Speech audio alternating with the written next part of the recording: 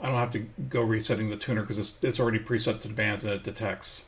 Let's try kicking down to 15 meters and see if we have communications on 15 meters.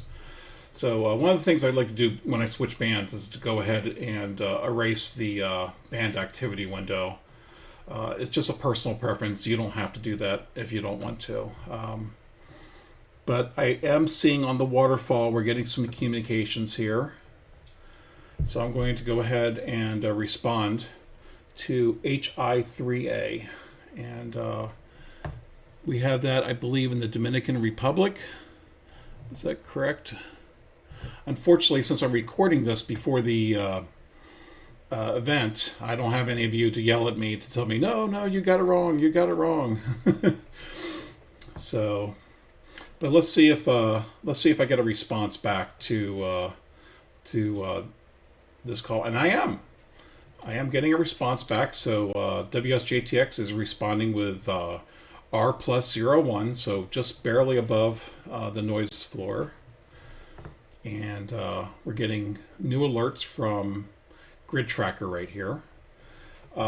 Next thing I want to try after this is continue seeing how many other bands are open. But if 15 meter is showing me just this little bit, it may be a little bit more difficult. I'm going to go ahead and make sure I log this QSO here. There is actually a setting you can go to in WSJTX to automatically log the QSOs. If you go to reporting, there is prompt me to log QSO, and of course I like to put an operator call even though the station is already set to W3DJS. And this is really up to other people. Sometimes I like putting in the DB reports, the comments, although those are already logged in other parts of the ADIF message. If you want to help contribute to some of the online services, such as PSK Reporter, you can enable PSK reporter spotting, and it will report all the spots that you see via WSJTX to the internet service. And I'm going to go ahead under colors. I'm going to select one of the things I normally do, and I didn't do it at the beginning of the demo, is I normally turn on a few of these that are turned off. These are new grids on band. I leave new call. I set new call and new call on band, but I leave logbook of the world user turned off because I'm not interested in that specifically. And then I click rescan ADIF log, which when we have 2 entries in, it's going to be almost immediate. And then another thing you can do is pick up the logbook of the world user activity by clicking fetch now. But if I'm not really tracking that, it's kind of pointless for me to go ahead and set that. So since we are getting pretty good calls on 15 meters, let's try to see if we can go all the way down to 10 meters. So I'm just going to switch over to that. And since we're doing this as a demo, I want to make sure it's very clear if we're getting in new calls on 10 meters that they aren't mixed in with the 15 meters. But based on what I'm seeing in the waterfall, we are not going to be lucky with 10 meters. It looks closed. So I will wait one more cycle because WSJTX runs on odd cycles and even cycles during the minutes. And actually we do have 3 stations here I'm going to go ahead and try to respond to one of them. This is Hotel Kilo 2 Alpha Quebec, and now in this particular case I should zoom out on Grid Tracker to see where Foxtrot Juliet 37 grid square is. And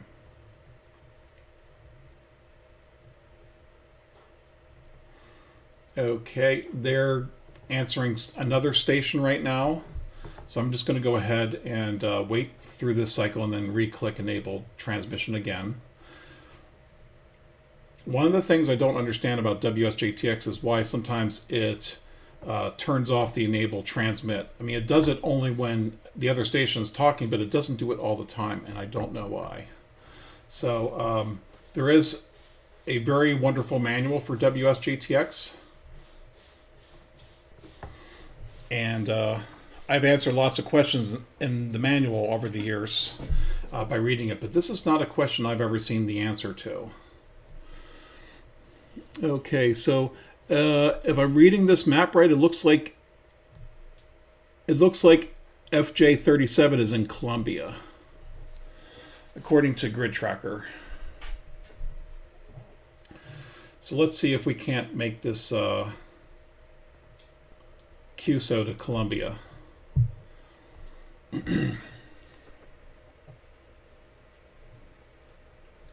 Oh, and we are slightly overlapping. I'm going to move us off frequency. I like to be on the multiples of 50.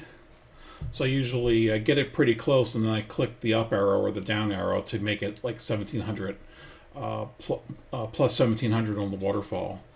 So let's see if we get them this time now that we're in an unused part of the frequency, at least according to WSJT-X. So 10 meters to South America. I've got it many, many times with my end-fed half-wave antenna, and we're going to see if I get lucky this time. It may not happen, and that's fine. That's what being a patient ham is waiting to see if you can hear from them. And in this particular case, they answered Kilo 4 Echo Echo Oscar. So even though we're trying to call CQ again, they're in the middle of the QSO, so I'm not expecting very much. But we will be nice and ready when they complete this QSO to catch them on the next cycle. But that is promising. If they're answering a 4 call sign, the 4 call sign is near us. Yes, I'm using a 3 call sign in Georgia. I'm originally from Philadelphia, Pennsylvania. And I used the 3 call sign to honor my roots. Again, I know there's purists that say don't use the 3 call sign when you're in a 4 calling area. And again, I understand your opinions, and I respect it, and I want to respect my opinion too. So let's see if I get lucky this time around. And it looks like they've disappeared. Looks like we've lost them. Since we have so little going on, I'm going to actually turn off the CQ only, and we're going to see what other stations are on here that are not calling CQ. I normally turn that off when there's a lot of different messages on the band.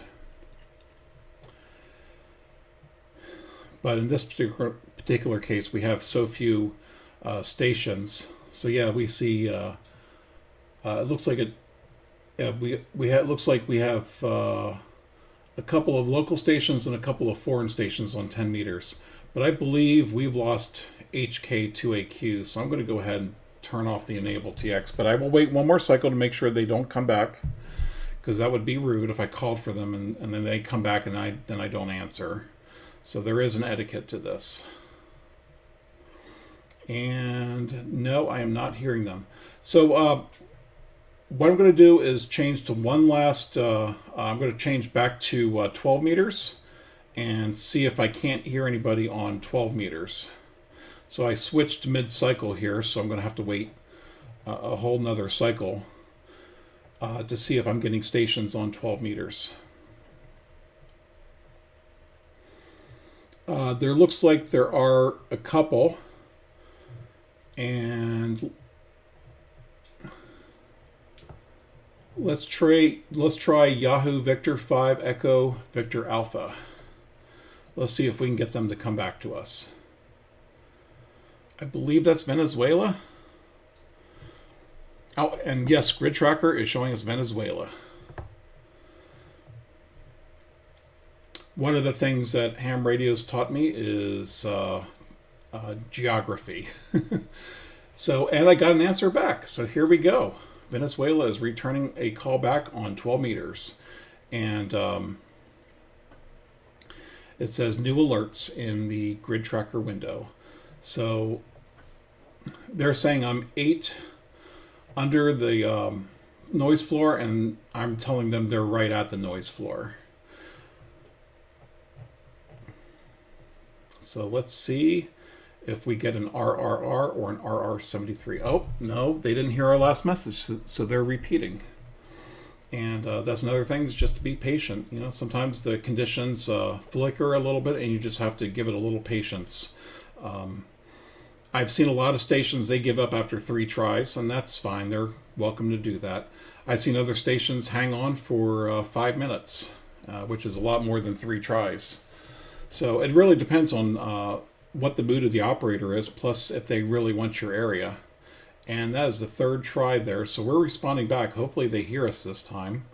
Now I could go try finagling the power on the radio, but I'm at I believe I'm at 50 watts right now, and I'm just going to leave it at 50 watts. And if they can hear me at this, great. If they don't, then that's just too bad. So, but let's see if they hear us.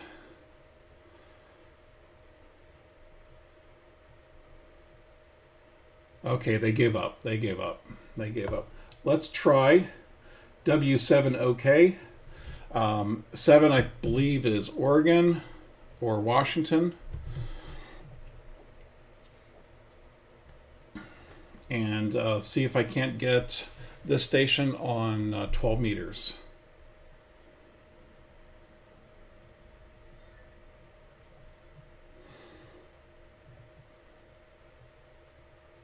Okay, they answered another station. So let's, I believe this Brazil station here, Papa Yankee 2, India, Quebec, and Grid Square, Golf 66.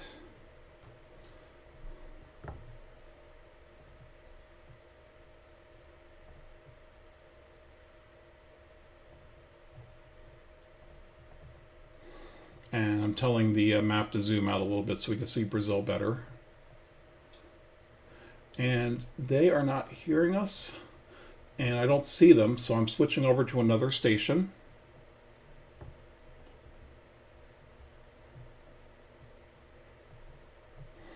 And I'm trying to move the map a little bit here so we can see the endpoints better.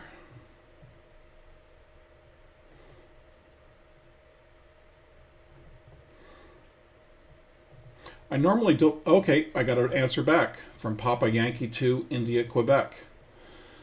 So, and we got the new alerts dialog from Grid Tracker. By the way, the Raspberry Pi 4 has is an ARM7 processor with 4 cores. WSJT-X uses 1 or 2 cores. Grid Tracker probably uses another core as well as the operating system, but there is still CPU bandwidth available, so you can run other programs at the same time. You aren't limited to just these 2 programs if you want. That would be another demo that I would show to show how much horsepower the Raspberry Pi 4B has as far as being able to run applications simultaneously. It's actually quite impressive. So, I think they gave up right away when they couldn't hear me. So I'm going to try W7OK again and see if they can hear me all the way up there. Is it Oregon or Washington? I can't really tell by how small the map is. It looks like it's on the border of the 2 states. So, I'm sure somebody could look up Grid Square CN86 and confirm. Charlie November 86. And I got an answer back. So let's see if I finally get lucky. Is the 3rd try a charm? Is the 3rd try a charm? We'll have to wait. After we transmit here our -3 and see if they come back with an RRR or an RR73. This is one of the things you never know quite what the computer's doing unless you A, are listening to the actual transmission, and B, you can decode this. And we heard back, so we've got a good QSO. I'm going to go ahead and log this, and I'm going to now say thank you very much for watching this demonstration of WSJT-X running on a Raspberry Pi 4 that has been configured with HamPi. This is HamPi 2.0, and please be on the lookout for HamPi 2.0 for 64-bit Raspberry Pi computers, and that will be